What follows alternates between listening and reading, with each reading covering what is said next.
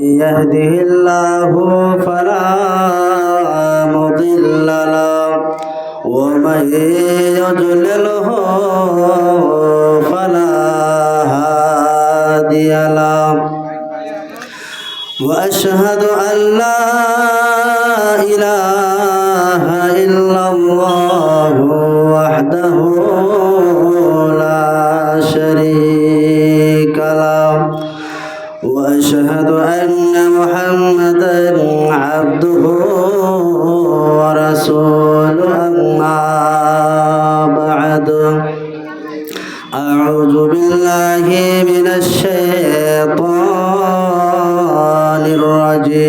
الرجيم بسم الله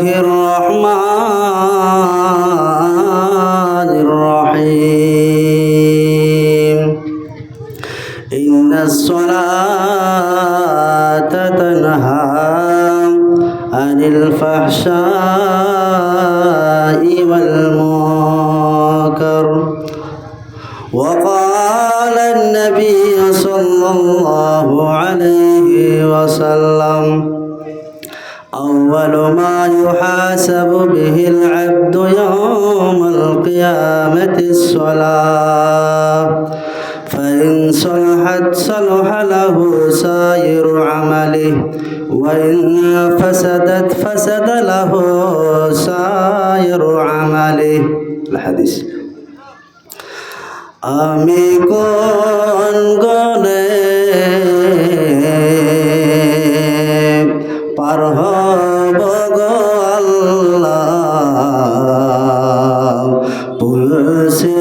পুলসিরাতের পুল পাল হারাম জীর্ণ তরি আল্লাহ পাল হারাম জীর্ণ তরি আল্লাহ খোঁজে না পাই কোল আমি কোন গুণে পার হব গো আল্লাহ পুলসিরাতের পুল আমি অধম পাপে তাপে পাপের ভরে ডোবে আছি গো আমি অধম পাপে তাপে পাপের ভরে ডোবে আছি গো আমি অন্ধ পথিক মাওলা তুমি আমার হাত খানে ধরো তুমি আমায় হাত খানে ধরো নইলে আল্লাহ অতল তলে নইলে আল্লাহ অতল তলে তলিয়ে যাবে আল্লাহ সব গুনাহের মোল আমি কোন গুণে পার হব গো আল্লাহ পুলসিরাতের পুল আমি যেন ধরা ধামে থাকে রত সবার কামে চিন্তা যেন পারি গো আল্লাহ চিন্তা যেন পারি গো আল্লাহ মুহাম্মদ রাসূল আমি কোন গুণে পার হব গো আল্লাহ পুলসিরাতের পুল ও গো আল্লাহ তুমি আজ ঝড় তো তুফানের হগ মাঝে, নইলে আল্লাহ অতল তলে তলিয়ে যাব আল্লাহ সব গুনাহের মোল। আমি কোন কোনে পার হব গো আল্লাহ পুলসিরাতের পুল। শ্রদ্ধেয় সম্মানিত ও যোগ্যতম উস্তাদুল মোহতারাম, আজকের সভার সভাপতি সাহেব, মঞ্চ উপবিষ্ট ওলামায়ে কেরামগণ, সামনে বসে থাকা বাপজানেরা আমার, ভাইয়েরা আমার, এবং মাজলিস থেকে একটু দূরেই অবলা সরলা সুশিক্ষিতা মা বোন ও ভগ্নীগণ, সর্বপ্রথমে আমরা সেই মহান স্রষ্টার প্রশংসা করি, যে মহান স্রষ্টা দয়ায় কৃপায় আজকে আমরা বর্তমানে রমজান মাসের 16 রমজান পার করে 17 রমজানের আমরা রাত্রিতে বর্তমানে পদার্পণ করে আছি। তাই তার প্রশংসা করি, সকলে আমরা পড়ি আলহামদুলিল্লাহ। তারপরে পরে আমাদের নবী বিপ্লবী সামাজিক নেতা, বিশ্ব শান্তির অগ্রনায়ক মুহাম্মদ সাল্লাল্লাহু আলাইহি ওয়াসাল্লাম, তিনার প্রতি দরুদ ও শান্তির ধারা অবতীর্ণ হোক। আল্লাহুম্মা আমিন, আল্লাহুম্মা সাল্লি আলাইহি, আল্লাহুম্মা বারিক আলাইহি। আজকে আমি আপনাদের সম্মুখে যে বিষয়টিকে নিয়ে আলোচনা করতে চাই সেটির নাম হচ্ছে সলাতের গুরুত্ব, ফজিলত ও ত্যাগকারীর বিধান। নামাজ বা সলাত খুবই একটি গুরুত্বপূর্ণ বিষয়। নামাজ হচ্ছে ইসলামের মূল অংশ, অর্থাৎ ইসলাম যে আমাদের ধর্মের নাম, ইসলামের মূল অংশ হচ্ছে নামাজ বা সলাত। যদি বলা যায় যে ইসলামের অপর নাম কি, তাহলে কি আসবে? সলাত বা নামাজ। এবং ইসলাম মানে হচ্ছে মেনে নিতে হবে যে সলাত, ভুল হবে না। যে সমস্ত আমল করে জান্নাতে যাওয়া যাবে তার মধ্যে একটি হচ্ছে নামাজ বা সলাত। নামাজ সলাত আল্লাহ রাব্বুল আলামিন কেন বান্দাদের করতে জোরালোভাবে এই ইবাদতটি করতে বলছেন? অবশ্যই কিছু কারণ রয়েছে। তার আগে কিছু কথা আমাদের জানা উচিত, সেটা হলো এই, যতগুলো আমরা ইবাদত করছি, নামাজ থেকে নিয়ে, রোজা থেকে নিয়ে, হজ থেকে নিয়ে, যাকাত থেকে নিয়ে, যে কোনো ইবাদতের শর্ত আছে, আছে না নেই? প্রত্যেকটা ইবাদতের শর্ত আছে। শর্ত আছে, যদি শর্ত থাকে তাহলে ইবাদত রয়েছে, শর্ত নেই ইবাদত বাতিল। উদাহরণস্বরূপ যাকাত দেওয়া এটা ফরজ, তাই তো? তাহলে যাকাত আমরা দেব, কিন্তু যাকাত দেওয়ার আগে শর্ত কি? নিসাবের মালিক হতে হবে। অর্থাৎ যতটা ধন সম্পদ হতে গেলে যাকাত লাগবে, নিসাবের মালিক হতে হবে, তাহলে ওকে যাকাত ইবাদতটা আদায় করতে হবে।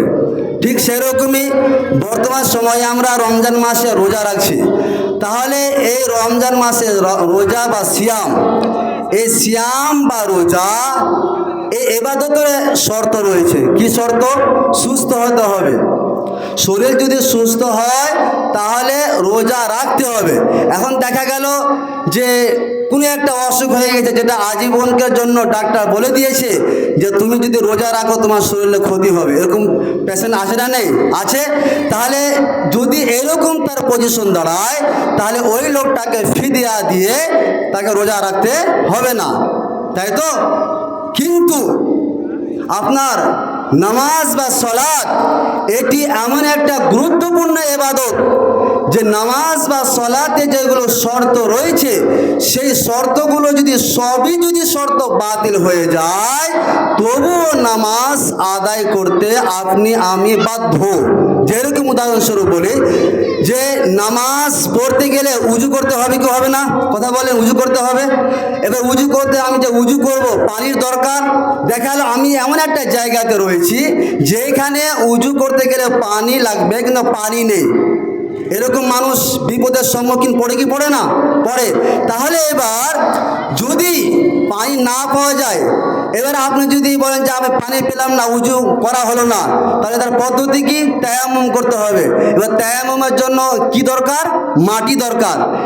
এবার দেখা গেলো সেখানে মাটিও নেই, তাহলে মাটিও নেই, পানিও নেই, এমনকি পানিও নেই যে আপনি উজু করবেন, মাটিও নেই কি আপনি তায়াম্মুম করে নামাজ পড়বেন।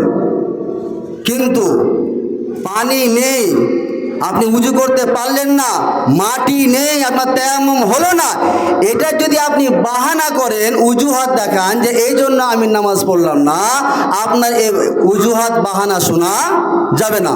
তায়াম্মুম নেই, আপনি উজু করেননি, আপনি তায়াম্মুম করেননি, তথাপিও আপনাকে নামাজ পড়তে আপনি বাধ্য, আপনাকে নামাজ পড়তেই হবে। উদাহরণ আরও দিই, যে নামাজ পড়ার জন্য আপনাকে পরিষ্কার পরিচ্ছন্ন কাপড় থাকতে হবে, তাই তো?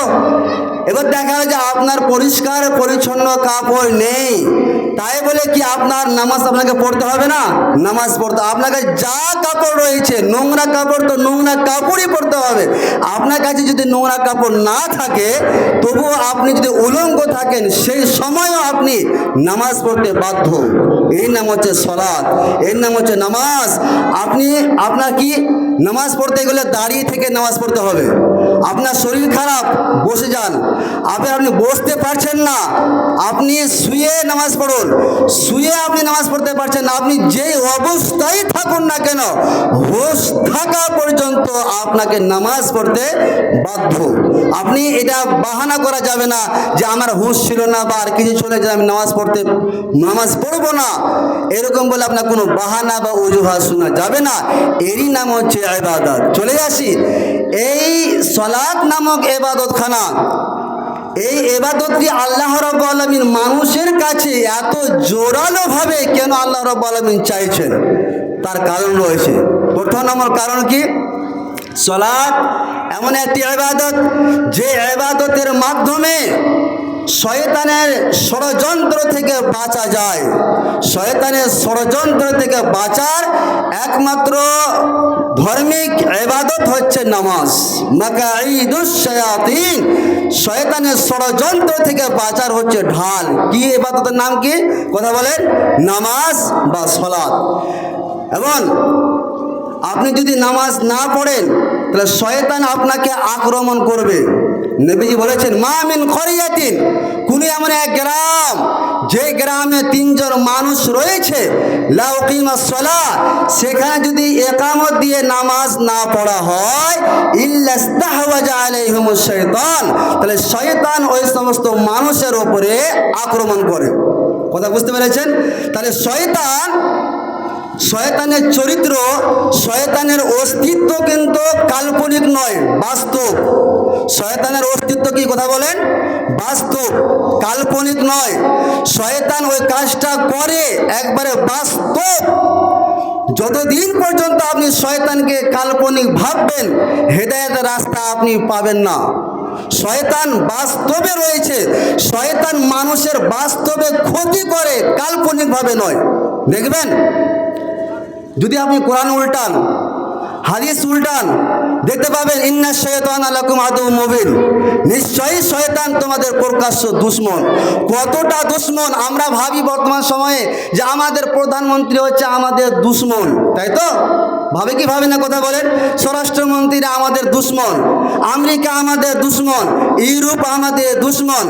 আপনাকে আমি বলি, তাদের থেকে সবচেয়ে বড় দুশমন হচ্ছে আপনার কাছে থাকা, কথা বলেন কি, শয়তান। শয়তান আপনি বুঝেন না, বুঝতে পারবেন না। কোরআনে রয়েছে, যুয়্যিনা লাহুমুশ শাইতানু মা কানু ইয়ামালুন, শয়তান মানুষের কাছে তাদের কর্মগুলোকে সুন্দরভাবে তুলে ধরেন, এটা বাস্তব। মানুষের সামনে শয়তান তার কাজগুলোকে একবারে সুন্দরভাবে তুলে ধরেন, এটা বাস্তব। উদাহরণ দিই আপনাকে, কোন একজন ছাত্র তার ক্লাসের টাইমে যখন শিক্ষক পড়া ধরেন, তখন কিন্তু ওই ছাত্রটা মনে মনে বলে, এতদিন যা করলাম, আজ থেকে পড়াটা স্টার্ট করি। এরকম মনে হয় কি হয় না? আপনারা যেরকম জুমা যদি খুতবা শুনেন, তো শোনার পরে জুমাতে মনে মনে বলেন যে আর নামাজ ছাড়বো না, যা করেছি। এরকম মনে হয় কি হয় না? এরকম মনে হয়। এবার আপনি চলে আসলেন, আসার পরে শয়তান আপনার সামনে এমনভাবে সুন্দর করে আপনার সামনে উপস্থাপন করছে যে নামাজ পড়ে কি হবে, নামাজ পড়তে হবে না। তো এই ভালো লাগাটা আপনার ভালো লাগা নয়, এটা কার ভালো লাগা কথা বলেন? শয়তানের ভালো লাগা। এটা কার ভালো লাগা? শয়তানের ভালো লাগা। আপনি গান শুনছেন, ফিল্ম দেখছেন, ফেসবুক চালাচ্ছেন, হোয়াটসঅ্যাপ চালাচ্ছেন, আপনি মনে মনে ভাবছেন এটা আমার আনন্দ, এটা আপনার আনন্দ নয়, এটা শয়তানের আনন্দ। এটা বাস্তব শয়তান আপনাকে ধোঁকায় ফেলেছে। ফলে আপনি যদি শয়তানকে যদি কাল্পনিক ভাবেন তাহলে আপনার দ্বারা কিন্তু হেদায়েতের রাস্তা পাওয়া যাবে না। আপনাকে একটা হাদিস শোনায়, যখন ফজরের টাইমে যখন আজান হয়, সে আজানের সময়ে কি হয়, শয়তান মানুষদেরকে বলে, কি বলে? নাম নাম নাম, ঘুমাও ঘুমাও ঘুমাও, ইন্নাল লাইলা তাবিল, নিশ্চয় রাত অনেক লম্বা রয়েছে, কাজে তুমি ঘুমাও।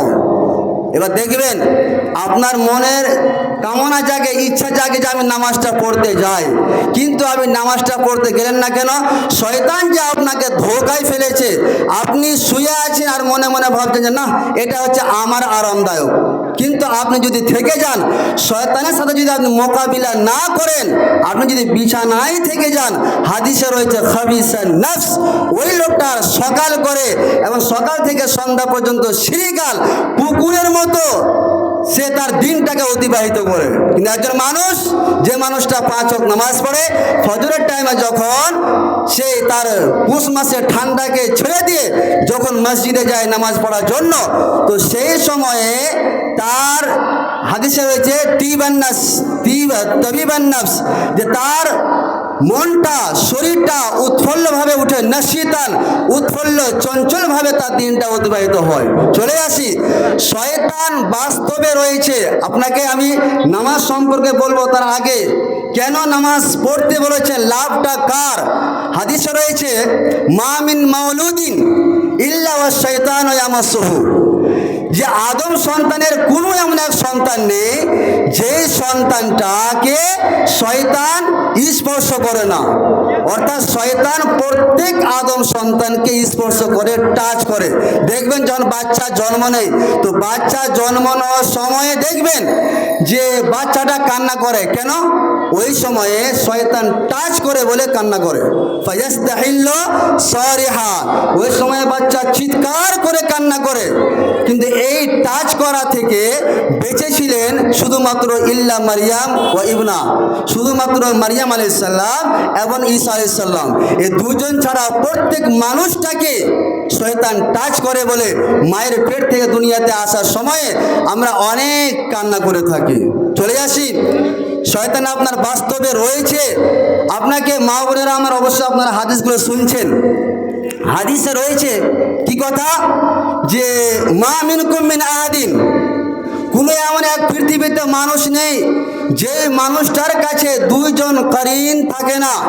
করিনুম মিনাল মালাইকা ওয়া করিনুম মিনাশ শয়তান, একজন হচ্ছে ফেরেশতা আর আরেকজন হচ্ছে শয়তান। প্রত্যেকটা মানুষের কাছে একজন ফেরেশতা থাকেন আর একজন শয়তান থাকে। তো শয়তান মানুষকে খারাপ কাজের দিকে অগ্রসর করে এবং ফেরেশতা মানুষকে ভালো কাজের দিকে নিয়ে আসে, ভালো কাজের দিকে সুযোগ দেয়। কিন্তু শয়তান মানুষকে খারাপ কাজের রাস্তা দেখায়। এবং শয়তানকে আল্লাহ রাব্বুল আলামিন এতটা পাওয়ার দিয়েছেন যে ইয়াজরি মাজরাদ দামে, মানুষের রক্তকণিকা যে দিক দিয়ে চলতে পারে ঠিক শয়তান সে দিক দিয়ে চলতে পারে। এতটা ক্ষমতা রেখেছে কার ভিতরে? শয়তানের ভিতরে। ফলে শয়তান মানুষকে ক্ষতির দিকে নিমজ্জিত করে। এবার আপনি যদি ওর খপ্পরে পড়ে যান তাহলে আপনি ক্ষতিগ্রস্তের মধ্যে নিমজ্জিত হয়ে গেলেন। চলে আসি, শয়তান বাস্তবে রয়েছে, কাল্পনিক নয়। বুঝাতে গিয়ে মা বোনেরা আমার ভালো করে শুনবেন, নবীজির হাদিস, আগলিকিল আবওয়াব, তোমরা বাড়ির দরজাগুলোকে বন্ধ করো। যখন ঘুমাবে সেই সময় তোমরা বাড়ির দরজাগুলোকে বন্ধ করবে। সেই সময়ে ওয়াজকুরুসমাল্লাহ, বাড়ির দরজাটাকে বন্ধ করার সময়ে বিসমিল্লাহ বলে বন্ধ করবেন। যদি এটা আপনি করেন তো নবীজি বলছেন ফাইন্না শাইতান লা ইয়াফতাহু বাবান মুগলাকান, শয়তান সেই যে বিসমিল্লাহ বলে দরজাটাকে বন্ধ করা হয়েছিল, সেই বিসমিল্লাহ বলে দরজা বন্ধটা করাটাকে খুলতে পারে না। ঠিক আরেকটা হাদিস চলে যায়, ওয়া খাম্মিরু আনিয়াতাকুম, যখন পাত্রকে ঢাকবেন, সবাইরা জলে বোতল রয়েছে, এটা যেটা ঠিপি রয়েছে, ঢাকলেন, তো আপনি একটা ভাত রান্না করেছেন, তো একটা সার্ফেস আমরা ঢাকি না, সেই সময়ে মা বোনেরা আমার আপনারা কি করবেন, ওয়াজকুরুসমাল্লাহ, আল্লাহর নাম নিয়ে ঢাকবেন। যদি ঢাকেন তো নবীজি বলছেন ওই পাত্রটাকে শয়তান খুলতে পারে না। এটা বাস্তব, কাল্পনিক নয়। আর আমরা এগুলোকে কাল্পনিক ভাবি, মানে এগুলোকে আমরা ভাইটাল ভাবি না। চলে আসি নবীজির হাদিস রয়েছে যে মান তাইমা, যখন তোমাদের মান আকালা, যখন তোমাদের মধ্যে কেউ খাবার খায়, তো সেই খাওয়ার খাওয়ার সময় যদি কোনো ব্যক্তি ওয়ালাম ইয়াজকুরুসমাল্লাহ, সে যদি আল্লাহর নাম নিয়ে যদি খাবার না খায়, তাহলে ফাইন্না শায়তান ইয়াকুলু মাহু, তো শয়তান ওর সাথে খাবার খায়। কথা বুঝতে পারেননি? তো এটা একটা বাস্তব, কাল্পনিক নয়। আপনি জানেনই না, আপনি বিসমিল্লাহ বলে খাবার স্টার্ট করেননি, আপনি মনে মনে ভাবছেন যে খাবারটা আমি খেলাম, আপনিও খেয়েছেন, আপনার সাথে শয়তানও খেয়েছে। এটা বাস্তব, কাল্পনিক নয়।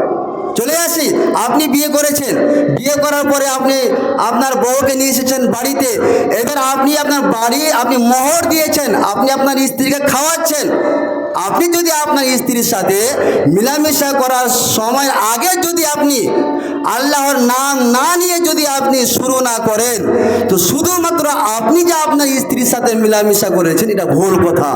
আপনার সাথে শয়তানও মিলামেশা করে, আপনি জানেনই না। তাহলে কি করতে হবে, আল্লাহর নাম, এটা বাস্তব, কাল্পনিক নয়। আপনাকে আমি বুঝাতে চাইছি এটা বাস্তব, কাল্পনিক নয়। শয়তান আসলেই আপনার স্ত্রীর সাথে মিলামেশা করে, যদি আপনি বিসমিল্লাহ বলে যদি আপনি স্টার্ট না করেন, শুরু যদি না করেন, এটা বাস্তব। চলে আসে আরেকটা হাদিস, এটা দাখালা আহাদুকুম ফি বাইতিহি, যখন তোমরা বাড়িতে প্রবেশ করবে, ওয়ালাম ইয়াজকুরুসমাল্লাহ, যদি তোমরা আল্লাহর নাম না নেও, তখন শয়তান চার চেলাদেরকে বলে, আরে শুনো, মাবিতুকুম আশাকুম, আরে এই বাড়িটা হচ্ছে তোমাদের থাকার জায়গা আর তোমাদের খাওয়ার জায়গা। এটা বাস্তব। যদি আপনি বিসমিল্লাহ বলে যদি আপনি আসসালামু আলাইকুম বলে যদি আপনি বাড়িতে না ঢুকেন, তাহলে ওই বাড়িতে শয়তান বসবাস করে, শয়তান থাকে, এটা বাস্তব।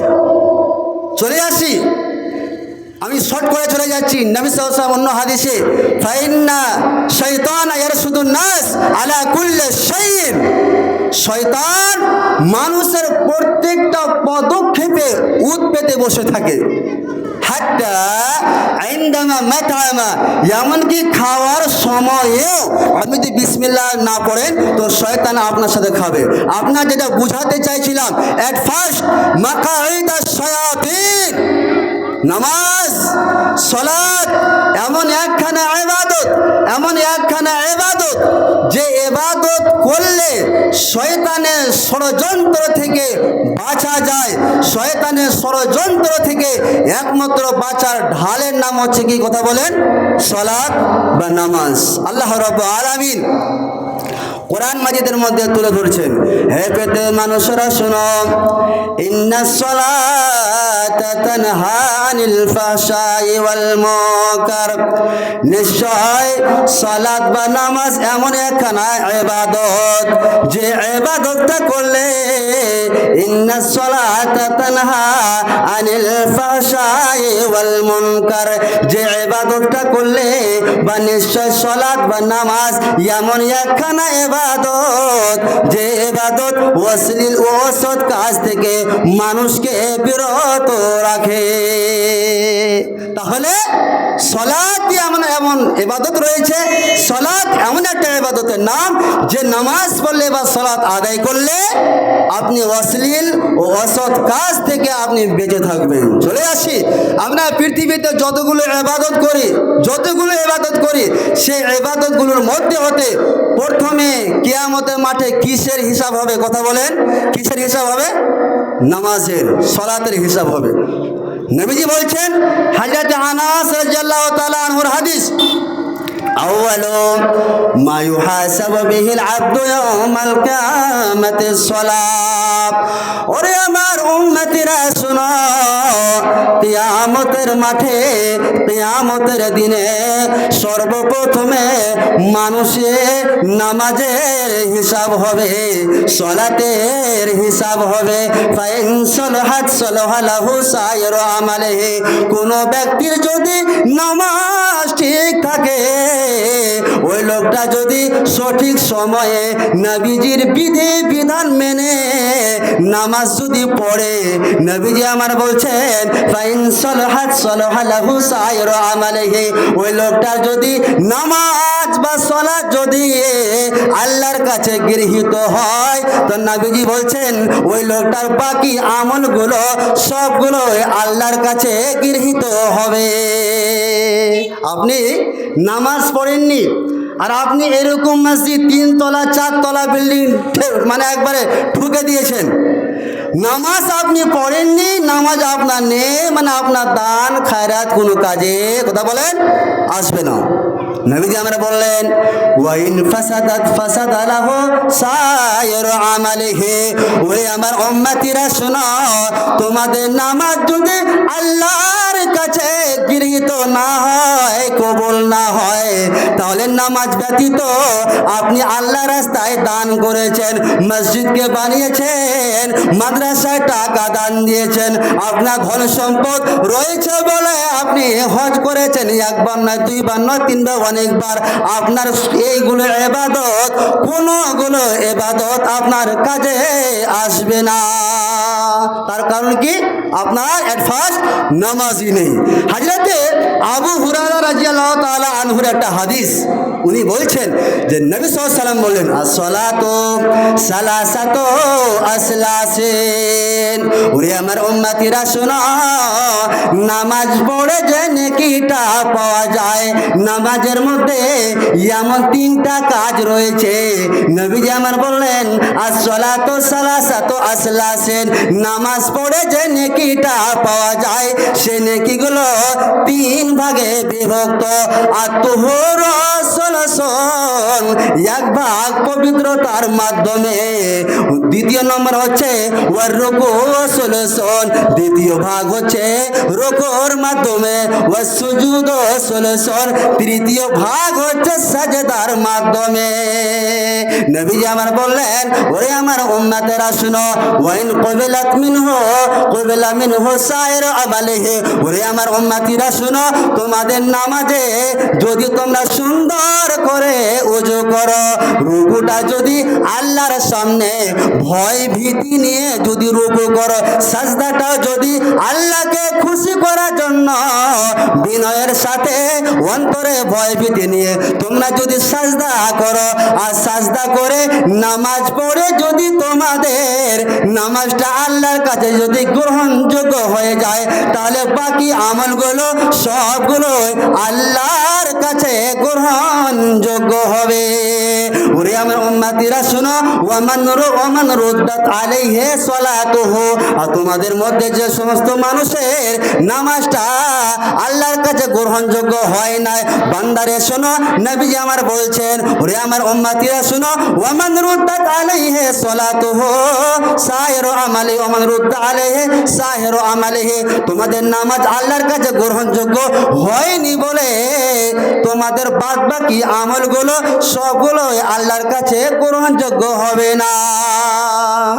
জি নামাজ সালাত এমন একখানা ইবাদত যে ইবাদত করলে আপনার যে দিনে রাত্রে যে আপনার ছোট ছোটগুলো পাপগুলো হয়ে যায় এই পাপের কাফারা স্বরূপ কাজ করে কি কথা বলেন সালাত নামক ইবাদত।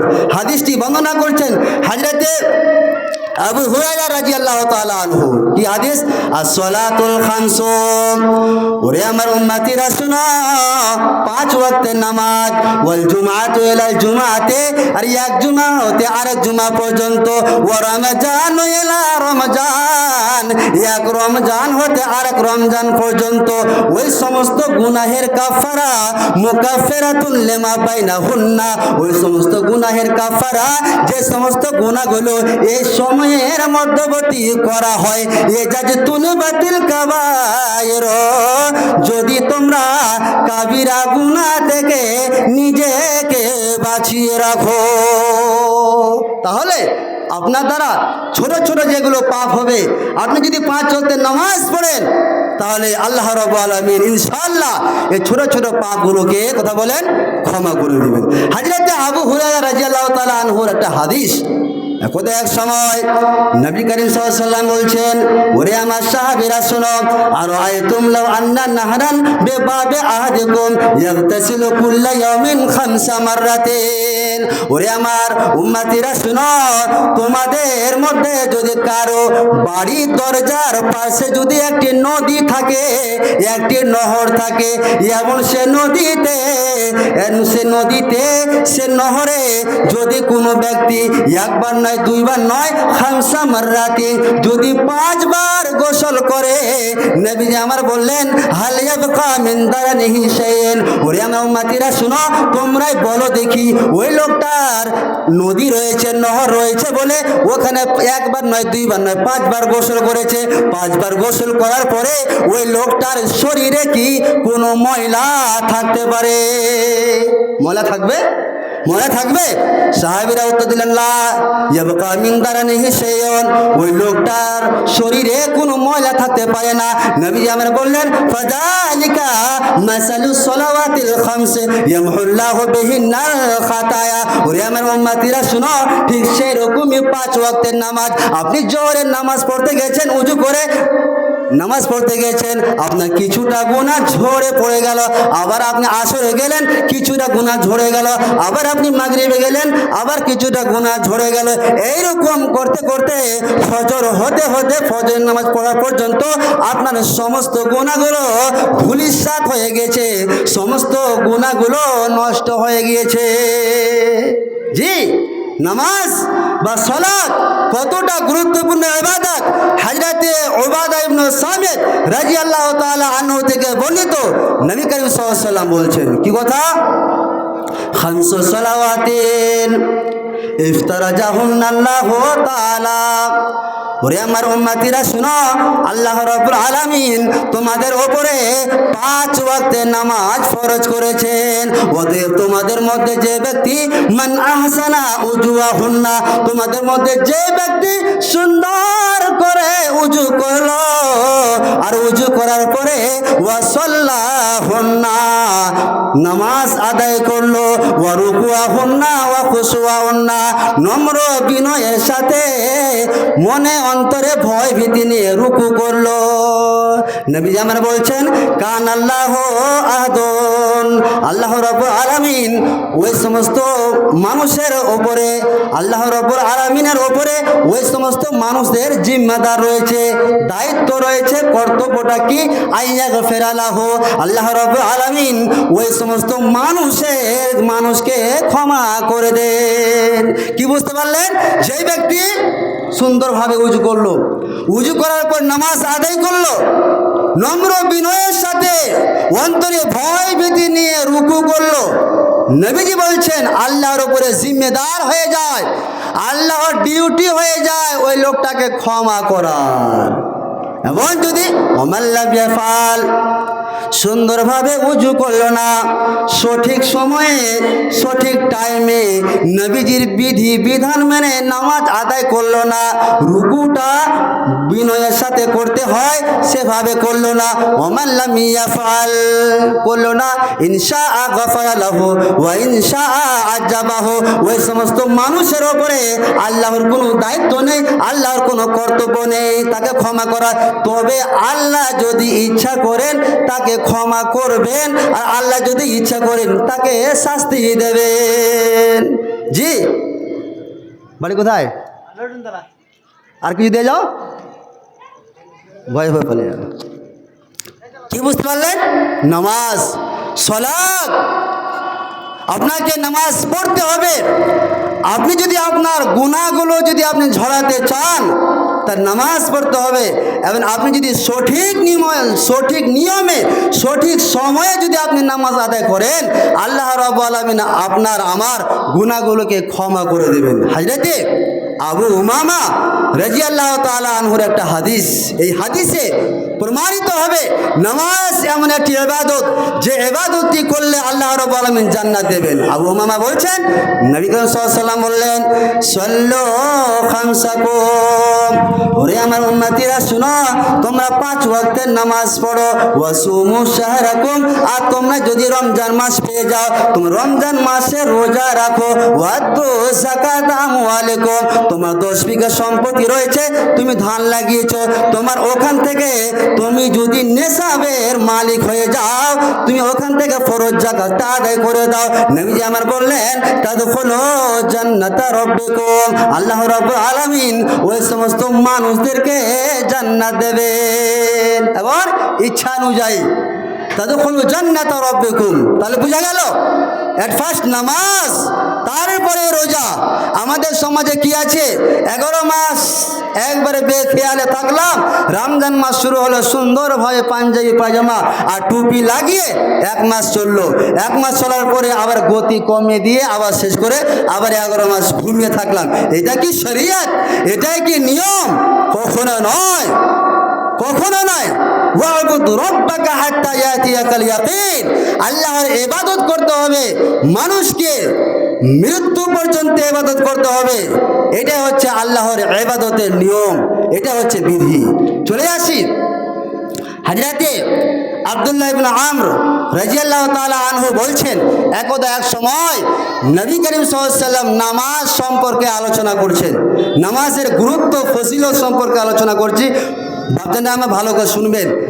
হাদিসটা নবী সাল্লাল্লাহু আলাইহি ওয়াসাল্লাম নামাজ সম্পর্কে বলতে গিয়ে বলছেন ওরে আমার উম্মতিরা শোনো, মান হাফাজা আলাইহা, তোমাদের মধ্যে যে সমস্ত মানুষেরা সঠিক সময়ে সঠিক নিয়মে নবীজির বিধি বিধান মেনে নামাজের হেফাজত করলো, যদি নামাজের হেফাজত করে নাই কানাত লাহু নূরান ওয়া বুরহানান ওয়া নাজাতান ইয়াউমাল কিয়ামাতে, এই সালাত নামক ইবাদতটাই কিয়ামতের মাঠে তোমাদের জন্য আলো হবে, প্রমাণ হবে এবং মুক্তির উপায় হবে। মুক্তির উপায়, জাহান্নাম থেকে আপনাকে নামাজ বাঁচাবে, আলো হবে। অন্ধকারাচ্ছন্ন অবস্থায় যে সমস্ত মানুষেরা বেনামাজি, নামাজ পড়ে নাই, তারা অন্ধকারে থাকবে, সেই সময়ে নামাজি ব্যক্তির এই নামাজটাই ওর জন্য আলো হয়ে দাঁড়াবে। প্রমাণ, আপনি প্রমাণ দেবেন আল্লাহ আমি জান্নাতে যাব, আল্লাহ বলবেন কেন, এই দেখুন নামাজ রয়েছে, ওয়া বুরহানান, নামাজ রয়েছে, এটা আমার দলিল, আপনি প্রমাণ দিবেন। আর যদি আপনি নামাজ না পড়েন, যদি আপনি নামাজের হেফাজত না করেন, ওমাল্লাম ইয়াফাল, যদি আপনি নামাজ না পড়েন তাল্লাম তাকুন লাহু নূরান ওয়ালা বুরহানান ওয়ালা নাজাতান ইয়াউমাল কিয়ামাতে, কিয়ামতের দিনে আপনার আলো হবে না, প্রমাণ হিসাবে কিছু হবে না, এবং আপনাকে মুক্তিও দেওয়া হবে না। এবং সে কিয়ামতের মাঠে সবচেয়ে দুর্ভাগ্য ব্যাপার হলো এটা যে সেই দিনে আপনার বসবাস হবে ফিরাউনের সাথে, হামানের সাথে, উবাই ইবনে খালফের সাথে, কারুনের সাথে, আপনার ওই সময়ে কিয়ামতের মাঠে বসবাস হবে। ও কানা ইয়াউমাল কিয়ামাতে মা কারুন ওয়া ফিরআউন ওয়া হামান ওয়া উবাই ইবনে খালফ। জি, এই হাদিসটাকে কেন্দ্র করে অনেক আলেম, যোগ্য আলেমেরা বলেছেন যে আল আহাদুল্লাযী বাইনানা ওয়া বাইনাহুম সালাত ফামান তারাকাহা ফাকাদ কাফার, একজন মুসলমান এবং একজন অমুসলিমদের মধ্যে পার্থক্য হলো কি, কথা বলেন, নামাজ। এ বিষয়ে যদিও মতভেদ রয়েছে, কিছু কিছু আলেম বলেছেন যে নামাজ কাফের, কাফের নামাজ ছেড়ে দিলে কাফের নয়, ও যদি ডাইরেক্টলি প্রকাশ্য বলে নামাজ পড়ে কী হবে, নামাজ পড়বো না, তাহলে ও কাফের মধ্যে পড়লো। কিন্তু যদি বলে নামাজ আমি পড়বো কিছু দূর পরে বা কাল থেকে পড়বো, তাহলে ও কাফের না। যাই হোক, এই হাদিসটাকে কেন্দ্র করে অনেক আলেমের মতামত যে যেহেতু কিয়ামতের মাঠে আপনি যদি দুনিয়াতে নামাজ না পড়েন তাহলে আপনার বসবাস, আপনার সঙ্গী হবে, আপনার সাথী হবে কিয়ামতের মাঠে কে, ফিরাউন, হামান, কারুন, উবাই ইবনে খালফের মতো এই সমস্ত কাফেরদের সাথে আপনি কিয়ামতের মাঠে থাকবেন। হযরতে উমারা ইবনে রুয়াইবা থেকে একটি হাদিস রয়েছে, নবী আমার বলছেন লাইয়াল জান্নারা আহাদুন সাল্লা ক্বাবলা তুলুইশ শামসি ওয়া ক্বাবলা গুরুবিহা। নবী আমার বললেন, ওরে আমার উম্মতিরা শোনো, ওই ব্যক্তি জাহান্নামে যাবে না যে ব্যক্তি আসর এবং ফজরের নামাজ পড়ে। জি, আসর এবং ফজরের নামাজ পড়ে। এই হাদিসটা মানে এটা নয় যে শুধু আসর আর ফজরের নামাজ পড়লাম আর বাদ বাকি ছেড়ে দিলাম। এই হাদিসের অনুবাদ এরকম নয়। কিরকম অনুবাদ হবে? জোহর যেরকম পড়ে, মাগরিব যেরকম পড়ে, নবীজি আমার বললেন ঠিক সেই রকমই যে সমস্ত মানুষেরা আসর এবং ফজরের নামাজের হেফাজত করে, নবীজি আমার বললেন লাইয়াল জান্নার, ওই সমস্ত মানুষগুলো জীবনেও জাহান্নামে যাবে না। হযরতে আবু মুসা আশআরী রাদিয়াল্লাহু তাআলা আনহু থেকে বর্ণিত কি হাদিস? নবী বলছেন মান সাল্লাল বারদাইন দাখালাল জান্নাহ, তোমাদের মধ্যে যে সমস্ত মানুষেরা আসর এবং ফজরের নামাজের হেফাজত করলো, ওই লোকগুলো জান্নাতে যাবে। কোথায় যাবে?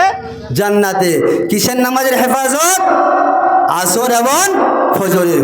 জোহর তো পড়বে, মাগরিব তো পড়বে, এশার তো পড়বে, ঠিক সেই রকমই আসর এবং ফজরের নামাজ যে সমস্ত মানুষেরা আদায় করবে, নবীজি বললেন এই সমস্ত মানুষেরা জান্নাতে যাবে। আমাদের সমাজে কি হয় কথা বলেন দেখি? আমাদের গ্রামের কথা বলছি, মোটামুটি 2011-12 সালের কথা, যখন আমি পড়ছিলাম, তো আমাদের গ্রামে মাদ্রাসা ছিল না।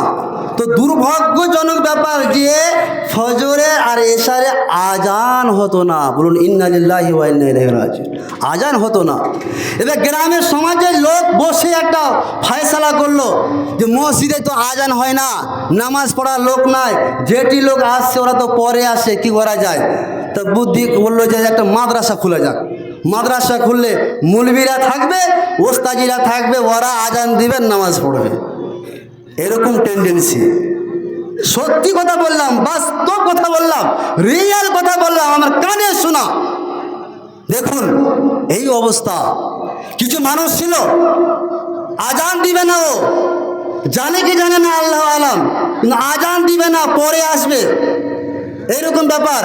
কিছু মানুষ যাব, আজান হলো 10 মিনিট টাইম পাস করে, এরকম সময়। হযরতে আবু হুরায়রা রাদিয়াল্লাহু তাআলা আনহুর হাদিস রয়েছে, নবী সাল্লাল্লাহু আলাইহি ওয়াসাল্লাম বলছেন, ওরে আমার উম্মতিরা শোনো, লাউ ইয়ালামুন নাসু মা ফিন নিদাই ওয়াস সাফিল আওয়ালে, ওরে আমার সাহাবীরা শোনো, যদি আমার উম্মতিরা জানতো আজান দিলে কি নেকি রয়েছে, আজান দিলে কি নেকি পাওয়া যাবে, যদি এই বিষয়টিকে জানতো, এবং ফিসাফিল আওয়ালে প্রথম কাতারে নামাজ পড়লে কি নেকি রয়েছে, যদি এই বিষয়গুলোকে জানতো, নবী আমার বললেন সুম্মা লাম ইয়াজিদু ইল্লা ইয়াস্তাহিমু আলাইহি লাস্তাহামু, তাহলে ওই সমস্ত আমার উম্মতিরা লটারি করতো। কিরকম ভাবে? এখন দিলেন জোহরে আজান হবে, আমরা গুরুত্ব বুঝে গেছি, নামাজ দিলে নামাজে আজান দিলে নেকি পাওয়া যাবে, বুঝে গেলাম। এবার গ্রামে, সিসাতলা গ্রামে জোহরে আজান দেওয়ার জন্য লাইন লাগিয়েছে, আমি দেবো ফজিলত, আমি নিব, ও বলবে ফজিলত আমি নিব, তাহলে এইরকম ভাবে। তো এবার এক ইমাম সাহেব বললেন ঠিকই আছে ভাই, আজান তো আপনারা দেবেন, অনেকে এসেছেন, তাহলে লটারি করা যাক। জি, লটারি করা যাবে, যার ভাগ্যতে পড়বে সে আজান দিবে।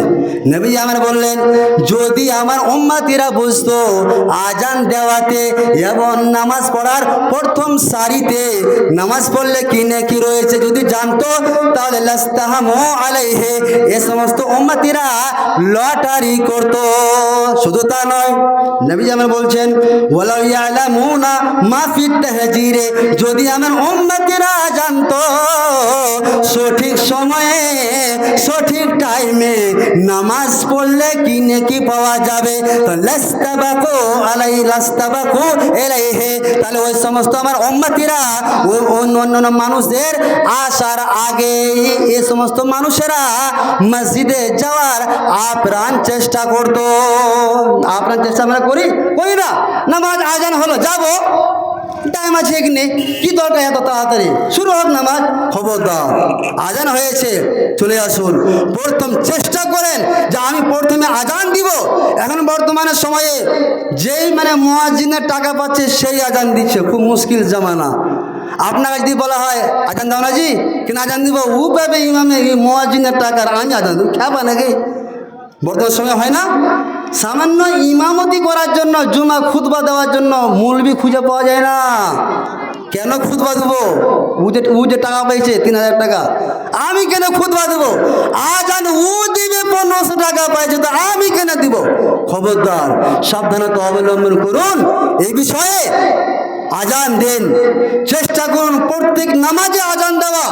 এরকমভাবে চেষ্টা করুন যে নামাজের প্রথম লাইনে, প্রথম কাতারে দাঁড়ানোর চেষ্টা করুন, এবং চেষ্টা করুন সঠিক টাইমে আউয়াল ওয়াক্তে নামাজ পড়া। এবং চলে আসি আমাদের মধ্যে যেটা সবচেয়ে বড় অসুখ, জোহর আসর মাগরিব তো টাইমে টাইমে পড়লাম, এশা আর ফজর কিন্তু খুব ভারী, জি হয় না? এশার সুন্দর করে ঘুমিয়ে গেলাম, ঘুমিয়ে যাওয়ার পরে বা চায়ের দোকানে ভাষণ মারছি, চা খাচ্ছি, চা ফুকাচ্ছি আর ভাষণ মারছি, অমুক ধমুক, এ করতে করতে মসজিদে আজান হয়ে গেল। সব শেষে আসবে একবারে মুসাল্লিয়ান, এসে তখন একে একে নামাজ পড়বে। চলে আসি এশার এবং ফজরের নামাজের কি গুরুত্ব, এবং এর গুরুত্ব সম্পর্কে নবী আমার বলছেন, যদি ওয়ালাউ ইয়ালামুনা মা ফিল আতামাতে ওয়াস সুবহে, যদি আমার উম্মতিরা জানতো এশা এবং ফজরের নামাজ পড়ে কি নেকি পাওয়া যাবে, লা আতাউহুমা ওয়ালা হাবওয়ান, তাহলে হামাগুড়ি দিয়ে হলেও এশারের নামাজের জন্য, ফজরের নামাজের জন্য সঠিক টাইমে আসতো।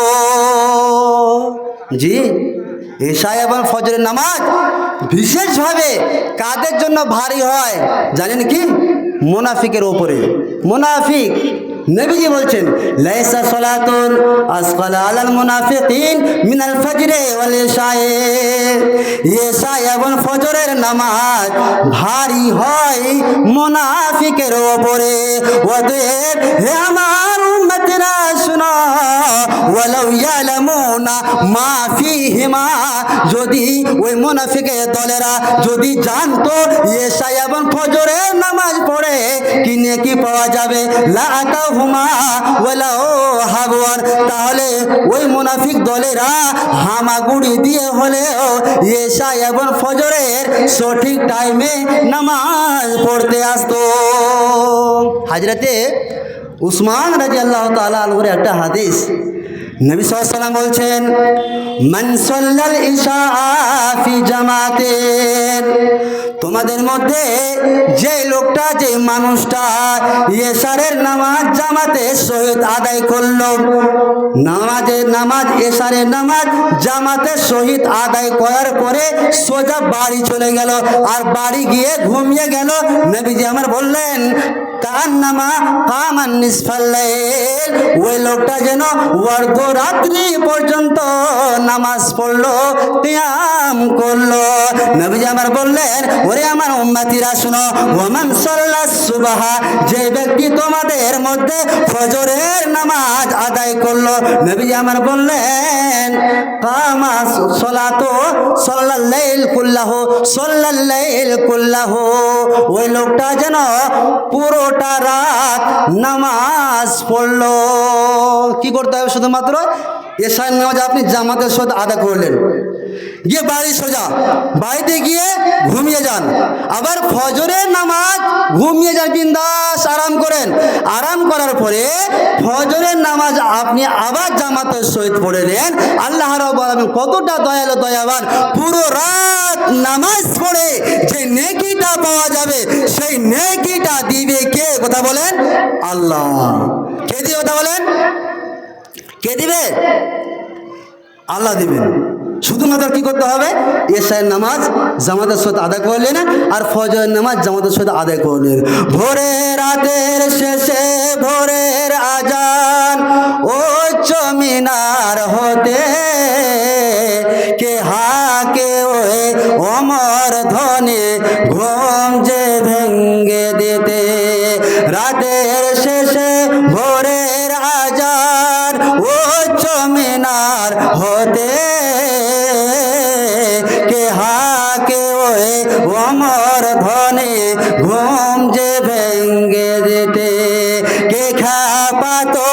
আছিস পড়ে রাখিস খবর কিছু জাগলি না তুই জাগলো যে ডাক কোলের কোচে শ্বশুর এমন ঘুমে ঘুমায় যারা বাঁচার নামে মরা ভোরের আজান হাতে জোরে ওঠ রে জেগে তোরা রাতের শেষে ভোরের আজান উচ্চ মিনার হতে কে হাকে ওই অমর ধ্বনি ঘুম যে ভেঙ্গে দিতে হতাশ নিরাশ মন মরা তুই হতাশ নিরাশ মন মরা তুই ভাসবে চোখের জলে স্বভাব দোষে সামিল হলে সব হারামের দলে রাতের শেষে ভোরের আজান উচ্চ মিনার হতে হাক দিয়ে যায় ডাক দিয়ে যায় ঘুম যে ভেঙ্গে দিতে এমন ডাকে এমন হাকে ঘুম যদি না ভাঙ্গে আর কোন ডাকে আসবে জোয়ার মরা মনের বাগে রাতের শেষে ভোরের আজান উচ্চ মিনার হতে কে হাকে ওই অমর ধনে ঘুম যে ভেঙ্গে দিতে হাজরতে আবু উমামা রাদিয়াল্লাহু তাআলা আনহুর একটা হাদিস উনি বলছেন আতাই তো আমি নবী করিম সাল্লাল্লাহু আলাইহি সাল্লামের কাছে আসলাম আসার পরে বললাম হে আল্লাহর নবী সাল্লাল্লাহু আলাইহি সাল্লাম মুরনি বে আমালেন আনকাতে ও বিহে আপনি আমাকে এমন একটা কাজের কথা বলুন যে কাজটা আমি যথার্থভাবে আদায় করতে পারি নবী আমার বললেন লিল্লাহি সাজদাতান ও আবু মামা শোনো তুমি আল্লাহর রাস্তায় বেশি বেশি করে সাজদা করো সালাত আদায় করো নামাজ পড়ো রাফাকাল্লাহু বিহা দারাজাতান নামাজ এমন একখানা ইবাদত নামাজ এমন একখানা ইবাদত নবী আমার বললেন নামাজ পড়লে আল্লাহ রাব্বুল আলামিন তোমাদের মান সম্মান ইজ্জতকে বাড়িয়ে দেবেন শুধু তা নয় ওয়াহাত্তা বিহা আনকা খাতিয়াতা হে আবু মামা শোনো নামাজ তুমি পড়ো আল্লাহর রাস্তায় বেশি বেশি করে সাজদা করো সাজদা করলে পারে দিন রাতে চলাফেরা করতে গিয়ে তোমরা যেগুলো পাপের কাজ করে থাকো সেই পাপ কাজগুলোকে আল্লাহ রাব্বুল আলামিন ক্ষমা করে দেন হযরতে আবু মনিব রাদিয়াল্লাহু তাআলা আনহুর একটা হাদিস উনি বলছেন একদা এক সময় রাআ ইবনু উমারা ফাতান একদা এক সময় হযরত আব্দুল্লাহ ইবনে উমর একজন যুবক ব্যক্তিকে দেখলেন কাদ আতালাস সালাত ওয়া আতনাবাব ওই যুবক ব্যক্তি দীর্ঘক্ষণ ধরে নামাজ আদায় করছেন অনেক সময় ধরে নামাজ আদায় করছেন নামাজ আদায় করার পরে ওই লোকটা যখন ওই যুবকটা যখন চলে গেলেন নবী আমার বললেন ওরে আমার সাহাবীরা আইয়ুকুম ইয়ারিফু হাজা ওরে আমার সাহাবীরা শুনো তোমরা জানো কে ওই যুবকটা যে যুবকটা দীর্ঘক্ষণ ধরে নামাজ আদায় করলো তোমরা ওই লোকটাকে কি তোমরা চিনো একজন সাহাবী দাঁড়িয়ে গেলেন আর দাঁড়িয়ে যাওয়ার পরে বললেন ইয়া রাসূলুল্লাহ সাল্লাল্লাহু হে আল্লাহর নবী সাল্লাল্লাহু আনা আরিফুহু ওই যুবককে আমি চিনি নবী আমার বললেন ওরে আমার সাহাবীরা শোনো আম্মানি লাউ আমার তো ওরে আমার সাহাবীরা শোনো আমি যদি ওই যুবককে চিনতাম আমি যদি ওই যুবককে চিনতাম তাহলে ওই যুবককে লা আমার তো বেকাসরাতির রুকুয়ে ওয়া সুজুদে তাহলে ওই যুবককে আমি বেশি বেশি করে রুকু ও সাজদা আদায় করতে বলতাম কেন তার কারণ কি সমেত সাল্লাম। তার কারণ হলো আমি নবী করিম সাল্লাল্লাহু আলাইহি সাল্লামকে বলতে শুনেছি, ইন্নাল আবদা ইয়াজা কামা, যখন কোনো আল্লাহর বান্দা নামাজে দাঁড়িয়ে যায় আর নামাজ শুরু করে, নবী আমার বললেন উতিয়া বেজনবিহে, ওই নামাজি ব্যক্তি যেগুলো গুনাহ করেছে, যেগুলো পাপের কাজ করেছে, সে সময়ে সে গুনাহগুলোকে নিয়ে এসে ফাউজিয়াত আলা আতিকাইহি, ওই নামাজির ব্যক্তির দুই কাঁধে রেখে দেওয়া হয়। ফলে ফালাম্মা রাকা, যখন ওই নামাজি ব্যক্তি রুকু করে, রুকু করার সময় তাসাকাতাত আনহু, গুনাহগুলো যখন কাঁধে রাখা হয়েছে, রুকুতে গেছে নামাজি ব্যক্তি, ফলে সে গুনাহগুলো কাঁধ থেকে পড়ে যায়।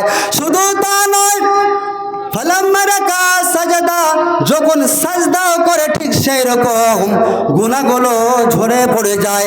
এই করতে করতে নামাজ শেষ হয়। আর তাসাকাতাত খাতায়াহু, ওই নামাজি ব্যক্তির সমস্ত গুনাহ নষ্ট হয়ে যায়, সমস্ত গুনাহকে আল্লাহ রাব্বুল আলামিন ক্ষমা করে দেন। তাহলে কি বুঝতে পারলাম? আমাদের দৈনন্দিন জীবনে চলাফেরা করতে গিয়ে যে পাপের কাজগুলো হয়, এই পাপগুলো যদি আপনি মিটাতে চান, নামাজ নামাজ তো পড়তে হবে বাধ্য। বলে আল্লাহ এই নামাজের মাধ্যমে আপনাকে আপনার এই পাপগুলোকে ক্ষমা করে দেন।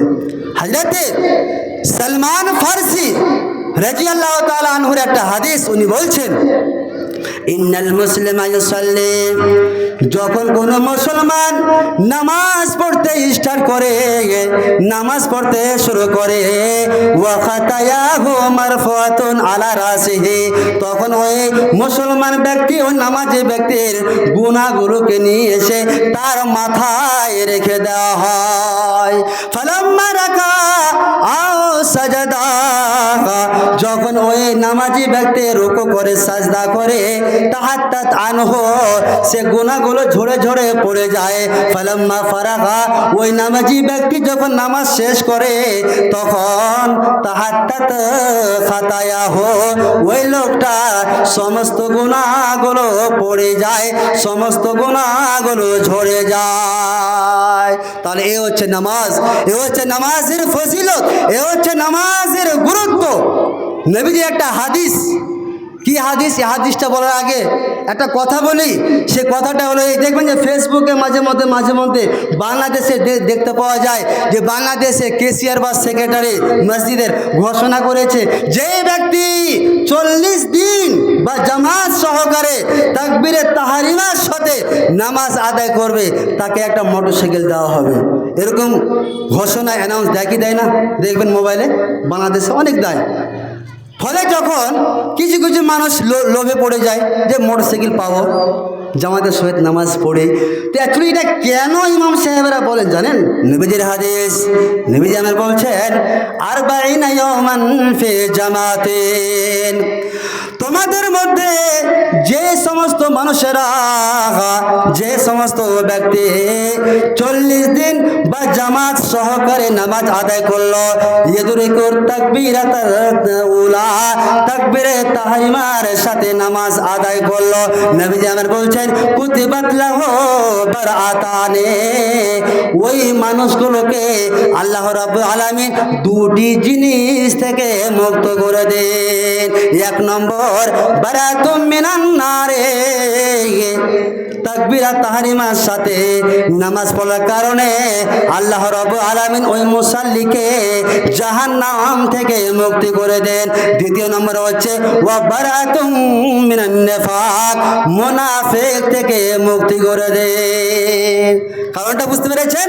আপনি 40 দিন যদি আপনি জামাত সহকারে নামাজ পড়েন, তার আল্লাহ রাব্বুল আলামিন তারপরে আপনার অন্তরে এমনভাবে নামাজের প্রতি মহব্বত আল্লাহ রাব্বুল আলামিন ঢেলে দেবেন যে আপনি নামাজ ছাড়া তো দূরের কথা, আপনার দ্বারা কোনো পাপের কাজও হবে না ইনশাআল্লাহ। চলে আসি আরেকটা হাদিস বলে চলে আসবো দ্বিতীয় ধাপ, যে নামাজ ত্যাগকারীর বিধান কি। একটা হাদিস বলে দিই, হযরতে আবু উমামা আল বাহিলি হাদিস। এই হাদিসটা বলার আগে আপনাদের বলি যে আমাদের মধ্যে যখনই ধন সম্পদ হলো, টাকা পয়সা হলো, ওই লোকটা জীবনে মসজিদে গেল না, ঠিক টাকা পয়সা হয়েছে, চলে গেল হজে, যায় কি যায় না? এরকম লোক আছে সারা বছর সারা জিন্দগি ভর মারলো বিড়ি, মারলো সিগারেট, বেনামাজি হয়ে থাকলো, টাকা রয়েছে, ধন সম্পদ, চল হজ করে নিলে সব শেষ। আরে হজ এখানে রয়েছে, বাড়িতেই রয়েছে। হযরতে আবু উমামা আল বাহিলি রাদিয়াল্লাহু তাআলা আনহু বলছেন কি হাদিসটা, ইজা দাখালা মিন বাইতিহি ইলা সালাতিন মাকতুবাতিন, তোমাদের মধ্যে যে ব্যক্তি বাড়ি থেকে মসজিদের দিকে রওনা দিল নামাজ পড়ার জন্য, মুতাহহিরান পবিত্র হয়ে উজু করে বাড়ি থেকে মসজিদের দিকে রওনা দিল, নবীজি আমার বললেন ফাআজরুহু কাআজরিল হাজ্জিল মুহরিম, একজন হাজে ইহরামধারী অবস্থায় যখন ইহরাম পড়ে নাই তখন ওই লোকটাকে আল্লাহ রাব্বুল আলামিন ক্ষমা করে দেন, ওই লোকটার মান সম্মান ইজ্জত অনেকটা বেড়ে যায়। আল্লাহ রাব্বুল আলামিন ঠিক ওই ইহরামধারী হাজীকে যেই পরিমাণে নেকি দেন, সেই নেকিটা আল্লাহ রাব্বুল আলামিন এই নামাজে ব্যক্তিটাকে দেন। বলুন সুবহানাল্লাহ। শুধু তা নয়, নবী আমার বললেন ওয়ামান খারাজা মিন বাইতিহি ইলা তাসবিহিদ যুহা, তোমাদের মধ্যে যে ব্যক্তি বাড়ি থেকে চাস্তে নামাজ পড়ার জন্য মসজিদের দিকে বের হলো, নবী আমার বললেন ফাআজরুহু কাআজরিল মুতামার, উমরা করে যে নেকিটা পাওয়া যাবে সেই নেকিটা আল্লাহ রাব্বুল আলামিন এখানে দিয়ে থাকেন লা লাগওয়া। আর ওই লোকটা যদি ফজরের নামাজ আর এই চাস্তের নামাজের মধ্যে যদি কোনো খারাপ কাজ না করে, মুখ থেকে যদি খারাপ ভাষা ব্যবহার না করে, নবী আমার বললেন কুতিবাত লাহু ইল্লিন, ইল্লিন নামক যে জান্নাতখানা রয়েছে সেই জান্নাতের নামটা এই লোকটার নাম লিখে দেওয়া হয়, অর্থাৎ এই লোকটা ইল্লিন নামক জান্নাতে যাবে। চলে আসি, এখন হজ করতে গেলে কত টাকা খরচ হয়? মিনিমাম 3 লাখ 4 লাখ, তো 3-4 লাখ টাকা খরচ করে যে নেকিটা পাবেন সেই নেকিটা আল্লাহ রাব্বুল আলামিন এইখানে দেবেন। কোথায়? আপনি যদি ফরজ নামাজ পড়ার জন্য যদি আপনি সুন্দরভাবে উজু করে যদি মসজিদের দিকে রওনা দেন, হজ করে যা নেকি, এই নেকিটা আল্লাহ রাব্বুল আলামিন এইখানে দেবেন। বলুন সুবহানাল্লাহ। এবার চলে আসি নামাজ ত্যাগকারীর বিধান কি। শেখ মুহাম্মদ ইবনে উসাইমিন রাহিমাহুল্লাহর একটি রিসালা রয়েছে যে সালাত ত্যাগকারী বিধান, এই যে রিসালা রয়েছে সেই রিসালা থেকে আমি কয়েকটি উক্তি তুলে ধরছি যে নামাজ না পড়লে দুনিয়াবি শাস্তি কি। 1 নম্বর, একজন বেনামাজি ছেলের সাথে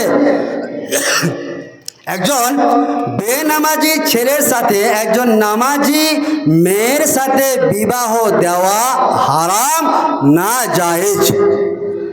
1 নম্বর দুনিয়াবি শাস্তি। বেনামাজি যদি কোনো পশু জবাই করে তো সেই পশু খাওয়া হচ্ছে হারাম। কি বুঝতে পারলেন? বেনামাজি যদি কোনো পশু জবাই করে তো সেই পশুর মাংস খাওয়া হালাল না হারাম? কথা বলেন, হারাম। দুনিয়াবি শাস্তি। আরও একটা শাস্তি, সেটা কি? বেনামাজি যদি মারা যায় তা সেই বেনামাজির জানাজা পড়া যাবে না। 1 নম্বর। 2 নম্বর হলো ওই বেনামাজিকে নামাজিদের যে কবরস্থান রয়েছে সেই কবরস্থানে মাটি দেওয়া যাবে। কথা বলেন না। শুধু তা নয়, এই বেনামাজি যে মারা গেছে এর জন্য কোনো নামাজি ব্যক্তির ইস্তিগফার করা উচিত। কথা বলেন নয়। এবং আরেকটা ওখানে রয়েছে শেখ উসাইমিন ইবনে রাহিমাহুল্লাহ একটি রিসালা সালাত ত্যাগকারীর বিধান। সেই রিসালাতে রয়েছে যে ওই বেনামাজি তার বাবা যদি নামাজি হয়, তার যদি আত্মীয় নামাজি হয়, সে আত্মীয় থেকে ধন সম্পদ, কোনো ধন সম্পদ ও আপনার ওয়ারিস হিসাবে পাবে না, ওয়ারিস হিসাবে তাকে দেওয়া হবে না। এবং এই বেনামাজির যারা আত্মীয় রয়েছে ওরা এই বেনামাজির আপনার হিস্সাদার হবে না, ওয়ারিস হিসাবে গণ্য হবে না। এটা হচ্ছে দুনিয়াবি শাস্তি। কবরের শাস্তি কি? নবী করিম সাল্লাল্লাহু আলাইহি ওয়াসাল্লাম বলছেন, একদা এক সময় আমি ঘুমিয়েছিলাম আর স্বপ্ন যোগে আমি দেখলাম, কি দেখলাম? আমাকে এমন এক জায়গায় নিয়ে যাওয়া হলো যেখানে দেখি একজন ব্যক্তি চিত অবস্থায় শুয়ে রয়েছেন এবং তার পাশে একজন মানুষ রয়েছেন, যেই মানুষটার হাতে পাথর রয়েছে আর ওই পাথরটা দিয়ে চিত হয়ে শোয়া মানুষটাকে বারবার মাথায় আঘাত করছে, বারবার মাথায় ওই পাথরটা দিয়ে মারা হচ্ছে। যখনই পাথরটা দিয়ে মারা হচ্ছে মাথাটা চূর্ণ বিচূর্ণ, ছিন্ন বিচ্ছিন্ন হয়ে যাচ্ছে। আবার ওই লোকটা দৌড়িয়ে গিয়ে সে পাথরটাকে নিয়ে আসছে, আবার পুনরায় যেরকম তার মাথাটা ছিল সেরকম আবার হয়ে যায়, আবার সেরকমভাবে মারানো হয়। এরকমভাবে অনবরত শাস্তি চলতে রয়েছে, নবী করিম সাল্লাল্লাহু আলাইহি ওয়াসাল্লাম বলছেন। তারপরে আমি ফেরেশতাদেরকে জিজ্ঞেস করলাম, হে ফেরেশতারা, এরা কারা? এরা কারা? এদের পরিচয় কি যে এই লোকটার বারবার মাথায় পাথর আঘাত করা হচ্ছে, মাথাটা চূর্ণ বিচ্ছিন্ন হয়ে যাচ্ছে, আবার পুনরায় সে মাথা ঠিক হয়ে যাচ্ছে, এভাবে যে শাস্তিটা হতেই রয়েছে, এই লোকটার পরিচয় কি? তখন ফেরেশতারা বললেন, এই লোকটা কোরআন পড়তো, হাদিস পড়তো, সব কিছু করতো, বাট নামাজ কায়েম করতো না, নামাজ প্রতিষ্ঠা করতো না, নামাজের হেফাজত করতো না, বলে এই লোকটাকে এরকমভাবে শাস্তি দেওয়া হচ্ছে। এটা হচ্ছে বেনামাজির কবরের শাস্তি। চলে আসি আখিরাতের শাস্তি কি হবে? নবীজি আমরা বলছেন, আখিরাতের শাস্তি হলো যে বেনামাজির সাথী বা বন্ধু হবে কিয়ামতের মাঠে কারুন, ফিরাউন, হামান হবে। হযরতে আব্দুল্লাহ ইবনে আমর হাদিস আমি আলোচনা করলাম। নবীজি বললেন, মান হাফাজা আলাইহা, তোমাদের মধ্যে যে সমস্ত মানুষরা নামাজের হেফাজত করলো তাদের জন্য কানাত লাহু নূরান ওয়া বুরহানান ওয়া নাজাতান ইয়াউমাল কিয়ামাতি, কিয়ামতের দিনে তাদের জন্য নামাজটা আলো হবে, মুক্তি হবে, প্রমাণ হবে। ওয়া মান লাম ইয়াফআল, কোন ব্যক্তি যদি নামাজ না পড়ে, ওয়া মান লাম ইউহাফিজ, নামাজে যদি হেফাজত না করে, লাম তাকুল লাহু নূরান ওয়া বুরহানান ওয়া নাজাতান ইয়াউমাল কিয়ামাতি, ওই লোকটার জন্য কিয়ামতের মাঠে কোনো নাজাত হবে না, পরিত্রাণের উপায় হবে না এবং আলো হবে না, প্রমাণ স্বরূপ কিছুই হবে না। আর ওয়াকানা ইয়াউমাল কিয়ামাতি মা কারুন ওয়া ফিরআউন ওয়া হামান, এবং কিয়ামতের মাঠে এই লোকটার সাথে থাকবে কারুন, ফিরআউন, হামান, উবাই ইবনে খালদ। আপনাদের প্রশ্ন যে কারুন আর ফিরআউন, হামান এরা ভালো মানুষ, তাই তো? ভালো মানুষ ছিল, ভালো মানুষ ছিল, কথা বলেন, ভালো মানুষ। হামান, ফেরাউন, কারুন এরা কি ভালো মানুষ ছিল? কাফের। তাহলে কাফেরের সাথে কিয়ামতের মাঠে আপনার সাথে থাকবে আর কি, এটা একটা শাস্তি। চলে আসি, বেনামাজির স্থান হবে জাহান্নামে, সাকার নামক জাহান্নামে।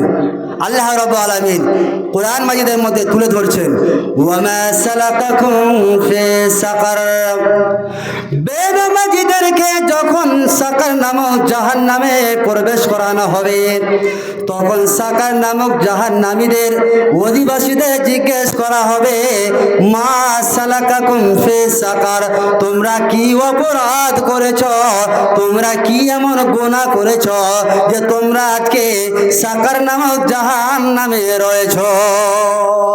তখন তারা উত্তর দিবে, লাম নাকুম মুসাল্লিন, আমরা দুনিয়াতে নামাজে ছিলাম না।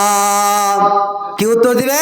দুনিয়াতে আমরা নামাজ পড়তাম না, ওই জন্য আজকে আমাদের সাকার নামক জাহান্নামে ঢুকতে হয়েছে। চলে আসি, বেনামাজি তার সম্পদ সন্তানদেরকে ধ্বংস করার থেকেও একজন বেনামাজি তার থেকেও বেশি বড় ক্ষতিগ্রস্ত হয়ে থাকে, বেশি ক্ষতি করে থাকে। নবীজি বলেছেন, আল্লাজি তাফুতাহু সালাতুল আসরে কান্নামা বিতরুন আহলুহু ওয়া মালুহু, যে ব্যক্তি আসরের নামাজ ছেড়ে দেয় সেই ব্যক্তি তার পরিবার ধন সম্পদকে ধ্বংস করার থেকেও বেশি বড় ক্ষতির কাজ করে থাকে।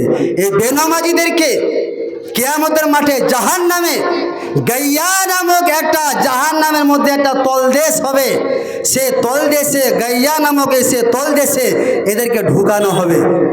আল্লাহ রাব্বুল আলামিন কোরআন মাজিদের মধ্যে তুলে ধরছেন, ফাখালাফা মিন বাদিহিম খালফুন, তাদের পরে এমন এক বর্বর জাতির আবির্ভাব ঘটেছে, তারা আজাউস সালাত, যারা নামাজকে নষ্ট করেছে, যারা নামাজের হেফাজত করেনি, যারা নামাজের প্রতিষ্ঠা করেনি, ওয়াত্তাবাউস শাহওয়াত, তারা নিজের মন মতো তারা মনের যা মন চেয়েছে মনের কামনাকে তারা অনুসরণ করেছে।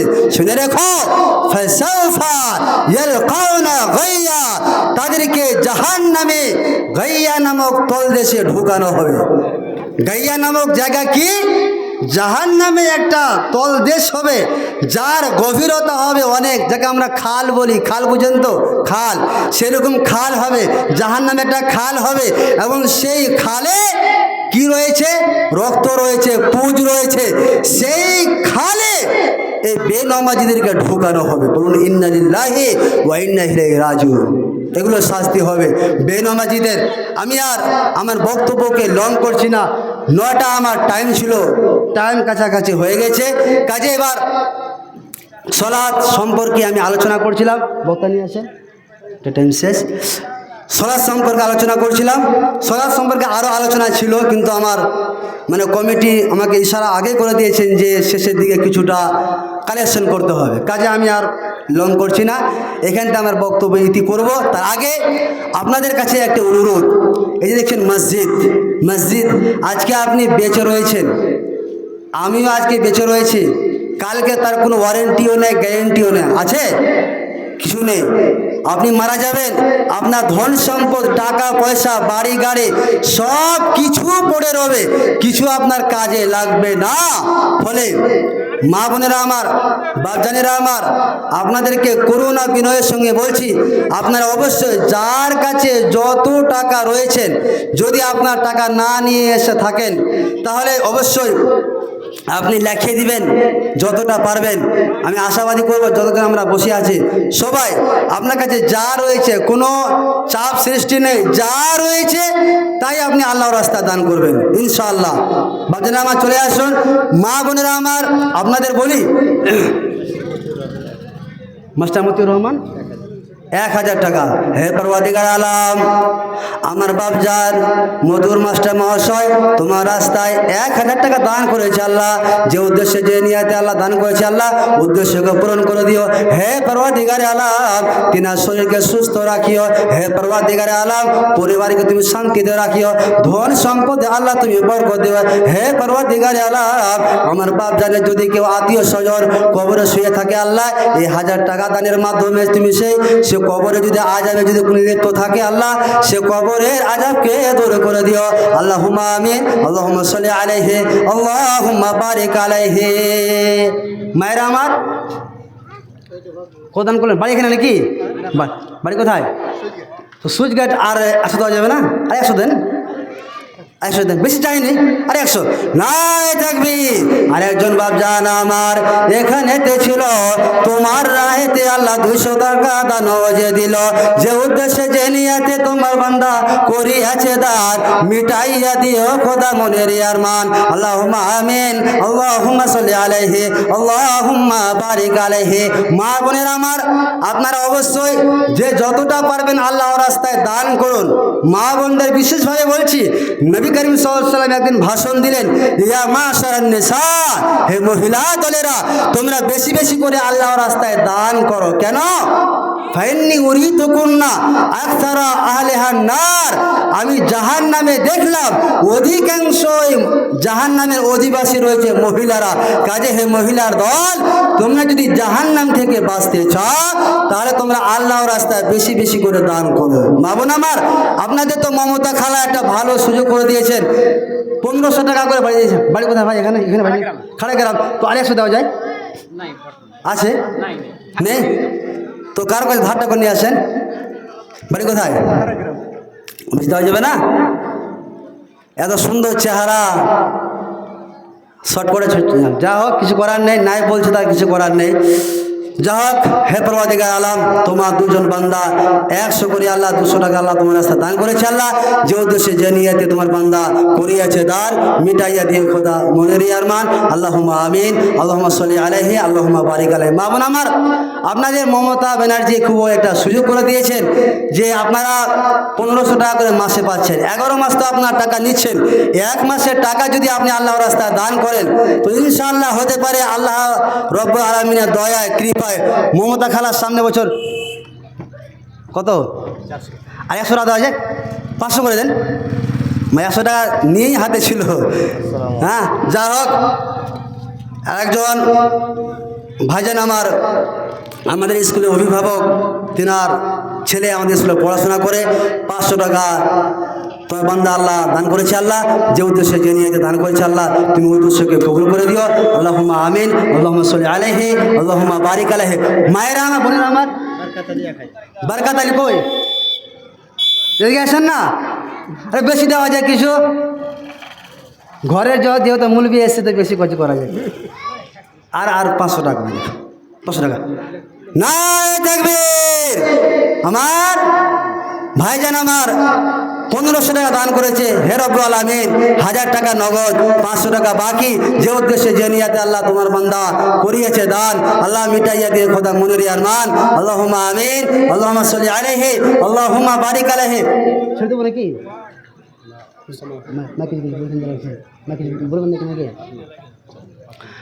তো মায়েরা আমার, আপনাদেরকে বলবো, মা বোন আমার, এখানে মরে গেলে সব শেষ। আজকে দেখুন আমাদের এখন আমাদের যে বাপজান হাজি মহসিন আলী সাহেব ছিলেন, তো তিনি আজকে দেখেন আজকে এত সম্পদের মালিক, এবং তিনি মানুষের অনেক সেবাও করেছেন, আপনাদের বাল্যঘাট মাদ্রাসায় দানও করেছেন।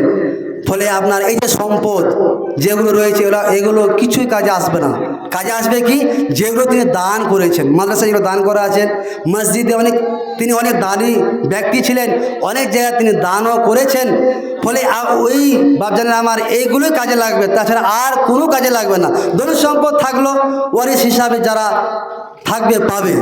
তো আপনাদের বলি, অনেকে কেউ আসেননি, এখনও অনেকে আসেননি। হ্যাঁ, তো একটু ছট করে চলে আসুন যতটা পারা যায়। মায়েরা আমার, আপনাদের বলি যে আপনারাও যতটা পারবেন, অবশ্যই কেউ গেছে নাকি ওখানে, কেউ যাবে না, কী ব্যাপার, খবর পাঠান ততটা ধরে। তো আপনারা অবশ্যই দান করবেন।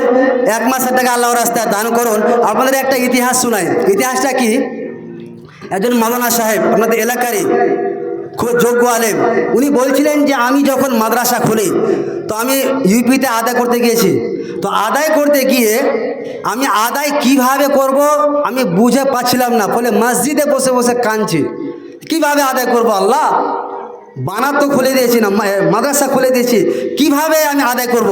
তো মসজিদে নামাজ পড়ে কান্না করছেন, আর বাইরে একটা মুচি বসে মুচিগিরি করছেন। আর যা মুচি মানে সে চাপল বা স্যান্ডেল হোক, যা সিলিয়ে যা টাকা পাচ্ছেন, লাইন দিয়ে আছে মানুষ, যা টাকা পাচ্ছেন দান করে দিচ্ছেন উনি। তো মাওলানা সাহেব বের হয়ে এসে দেখছেন এই দৃশ্য, দেখার পরে বলছে, আচ্ছা আপনি যে যা টাকা আপনি কামাচ্ছেন, সেলাই করছেন, সম্পূর্ণ টাকা তো মানুষকে দিয়ে দিচ্ছেন, তো আপনি খাবেন কি? তো উনি একটা কথা, খুব গুরুত্বপূর্ণ কথা বলেছিলেন যে আমি তো 11 মাস ইনকাম করলাম, 11 মাস মুচিগিরি করে আমি ইনকাম করেছি, ইনকাম করে আমি আমার পেটটাকে চালিয়েছি, ইনশাআল্লাহ আমার পেট চলবে ওই ইনকামে। তবে 1 মাসের টাকা আমি ইচ্ছাই করেছি, মুচিগিরি করে, চাপ্পল সেলাই করে, জুতো সেলাই করে, যা টাকা আমি ইনকাম করব সব টাকা আল্লাহর রাস্তায় দান করে দেবো। বলুন সুবহানাল্লাহ। এই দেখুন মন মানসিকতা। মা বোন আমার, অবশ্যই আপনিও যদি ইচ্ছা করেন যে মমতা ব্যানার্জি আমাকে 12 মাসই 1500 টাকা করে দিবে বা দিচ্ছে, তাহলে আমি 11 মাসের টাকা আমি খাচ্ছি, 1 মাসের টাকা, রমজান মাসের টাকা আমি আল্লাহর রাস্তায় দান করে দিব। এরকম মন মানসিকতা নিয়ে আমার মা বোন আমার, অবশ্যই আপনারা কে কে আছেন নামগুলো বলে পাঠান। আর 1500 টাকা করে বা 1000 টাকা যত টাকা পারা যাক আপনারা অবশ্যই দান করুন। আর ভাবছেন আমার আপনাদের এরকম অবস্থা কেন? দান কিন্তু খুব কম এসেছে, দানের সংখ্যা খুব কম, অনেকে ওইখানে বসে রয়েছেন।